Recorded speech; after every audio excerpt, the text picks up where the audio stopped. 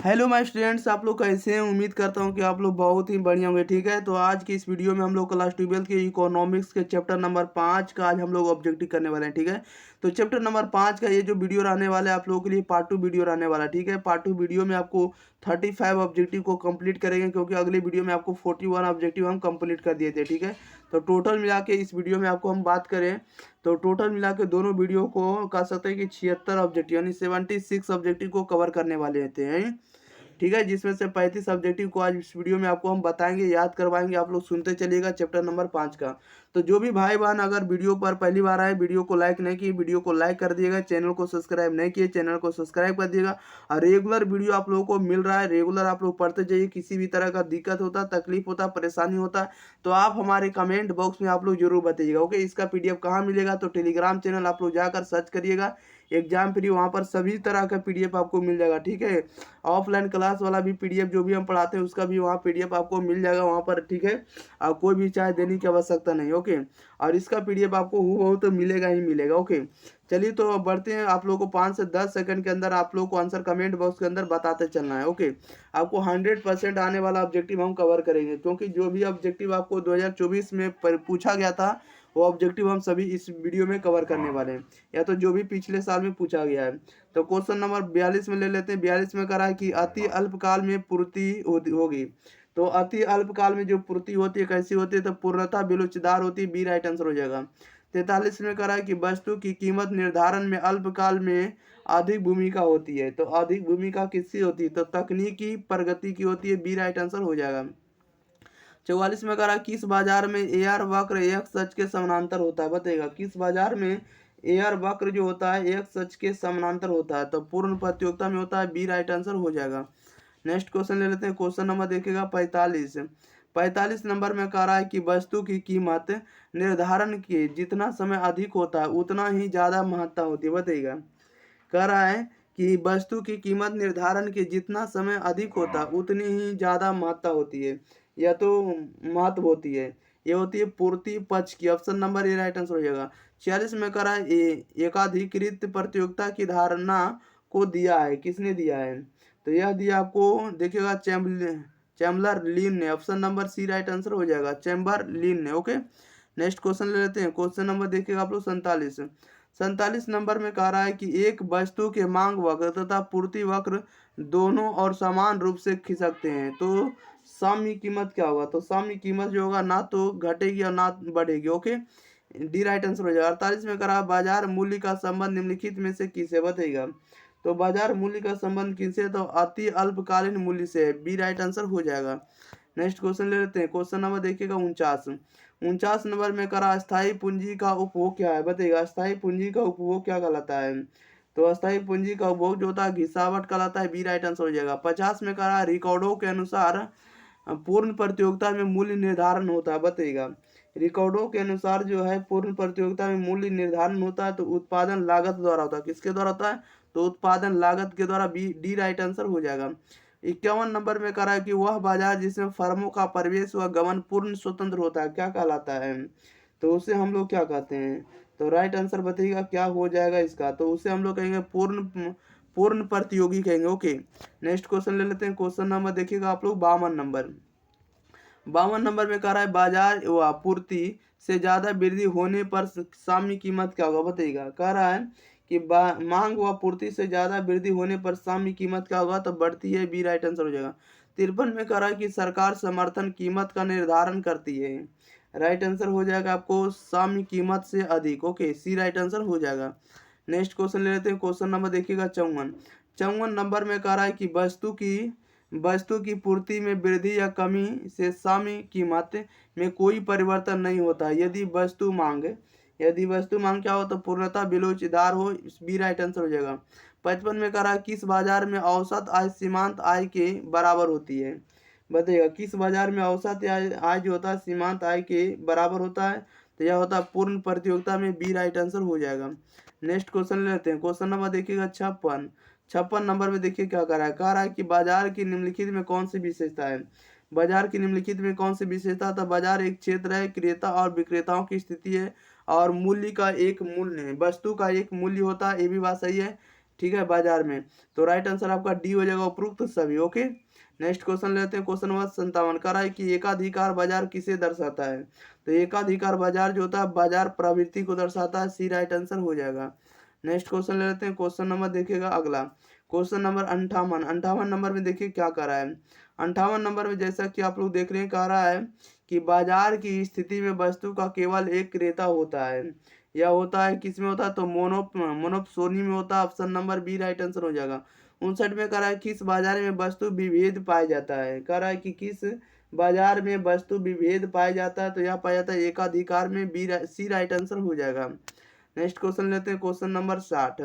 60 number में कह रहा है कि पूर्ण प्रतियोगिता में निम्नलिखित में से कौन सा कथन जो सत्य है। तो सही कथन जो आपको सभी है, जो ऑप्शन नंबर ए में लिखा हुआ ये भी बात सही है कि फर्म कीमत प्राप्त करता होता है, कीमत निर्धारक नहीं, ये बात सही है। बी में लिखा हो कि फर्म का मांग वक्र पूर्णतः लोचदार होता है, ये भी बात सही है। सी में कह रहा है कि औसत आगम और सीमांत आगम बराबर होता है, ये भी बात सही है। तो राइट आंसर आप लोग डी लगाइएगा, उपरोक्त सभी। ओके, क्वेश्चन नंबर देखिएगा आप लोग 61। कह रहा है कि एकाधिकार की निम्नलिखित में से कौन सी विशेषता, बताइएगा एकाधिकार की निम्नलिखित में से कौन सी विशेषता है। तो राइट आंसर इसका डी हो जाएगा, उपरोक्त सभी। ठीक है, ये नंबर में कह रहा है एक विक्रेता और अधिक क्रेता और निकट स्थानापन्न का अभाव और नई फर्मों के प्रवेश पर प्रतिबंध, ये बात सही है। एकाधिकार की क्या है, तो विशेषता है सभी। ओके, नेक्स्ट क्वेश्चन लेते हैं। क्वेश्चन नंबर देखिएगा 62। 62 नंबर में कह रहा है कि एकाधिकार के लिए निम्नलिखित में से कौन सा कथन जो सही है। एकाधिकार के लिए निम्नलिखित में से कौन सा कथन सत्य है, तो ऑप्शन नंबर डी सत्य है। यानी फर्म कीमत निर्धारक होती है, ये बात सत्य है। और मांग वक्र ऋणात्मक ढाल वाला होता है, बात सही सत्य है। और कीमत विभेद की संभावना हो सकती है, भी बात क्या है, तो सत्य। ओके, तो राइट आंसर आपका डी हो जाएगा, उपरोक्त सभी। 63 में कह रहा है एकाधिकारी प्रतियोगिता की निम्नलिखित में से कौन सी विशेषता, बताइएगा एकाधिकारी प्रतियोगिता की निम्नलिखित में से कौन सी विशेषता है। तो राइट आंसर आपका डी हो जाएगा, उपरोक्त सभी। ए में कह रहा है कि विभेदीकृत उत्पादन होना चाहिए, विक्रय लागतें होने चाहिए और बाजार का अपूर्ण ज्ञान होना चाहिए। ओके, नेक्स्ट क्वेश्चन ले लेते हैं। Question number 64। 64 नंबर में कह रहा है कि जिस बाजार में फर्म का स्वतंत्र प्रवेश या बहिर्गमन हो उसका नाम क्या है। तो उसका नाम आप लोगों को बताना क्या होगा, राइट आंसर बताइएगा क्या हो जाएगा।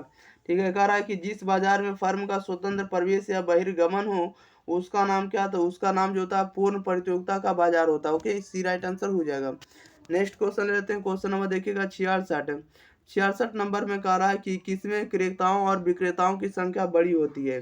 तो यह बड़ी होती है केवल पूर्ण प्रतियोगिता में और केवल एकाधिकारात्मक प्रतियोगिता में। ओके, दोनों में होती है बड़ी। तो राइट आंसर ऑप्शन नंबर इसका सी लगाइएगा, ए और बी दोनों। 66 में कहा कि पूर्ण प्रतियोगिता में क्या स्थिर रहता है, बताइएगा पूर्ण प्रतियोगिता में जो है क्या स्थिर रहता है, तो ए आर तथा एम आर स्थिर रहता है, सी राइट आंसर हो जाएगा। नेक्स्ट क्वेश्चन ले लेते हैं। क्वेश्चन नंबर देखिएगा 67। 67 में कह रहा है कि विशुद्ध प्रतियोगिता का निम्नलिखित में से कौन सा लक्षण है, बताइएगा विशुद्ध प्रतियोगिता का निम्नलिखित में से कौन सा लक्षण है। तो राइट आंसर आपको ऑप्शन नंबर इसका डी हो जाएगा, उपरोक्त सत्य है। ओके, बाजार का पूर्ण ज्ञान होना चाहिए और साधनों की पूर्ण गतिशीलता होनी चाहिए और उत्पाद की एक रूपता होनी चाहिए। Okay, right answer option number D हो जाएगा, उपरोक्त सभी।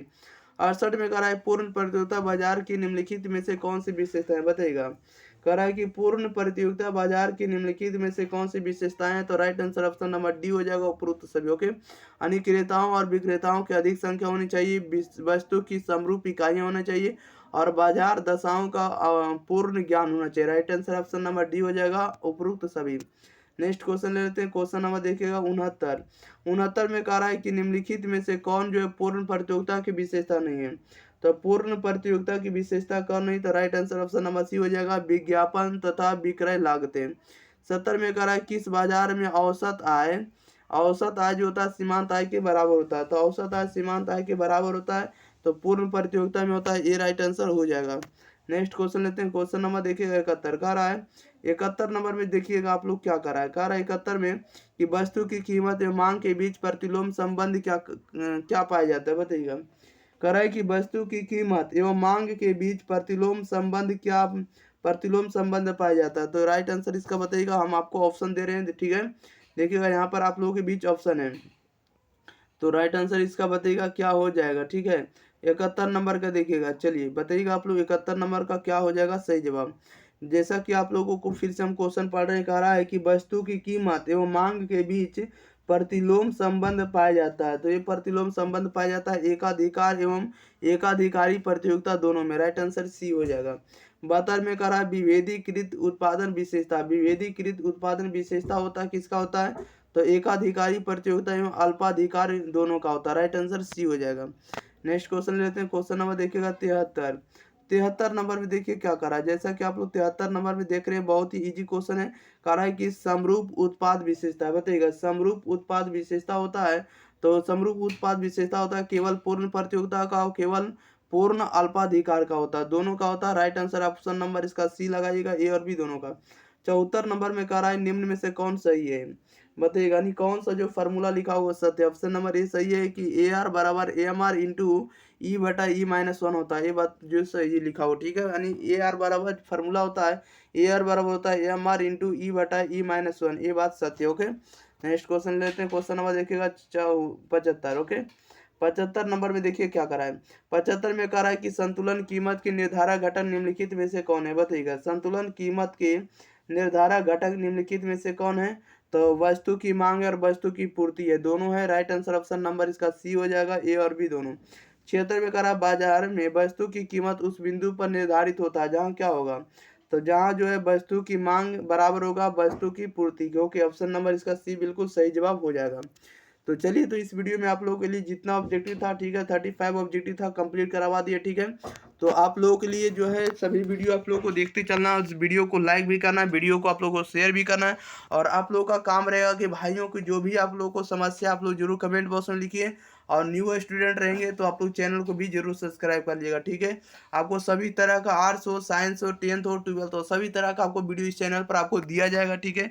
मैथ का भी आप लोगों को वीडियो दिया जाएगा, ठीक है। आप लोग टेंशन मत लीजिए, आप लोग वीडियो को शेयर करिए, चैनल को सब्सक्राइब करिए। ओके, तो मिलते हैं अगली वीडियो के साथ, तब तक के लिए thank you for watching this video. धन्यवाद।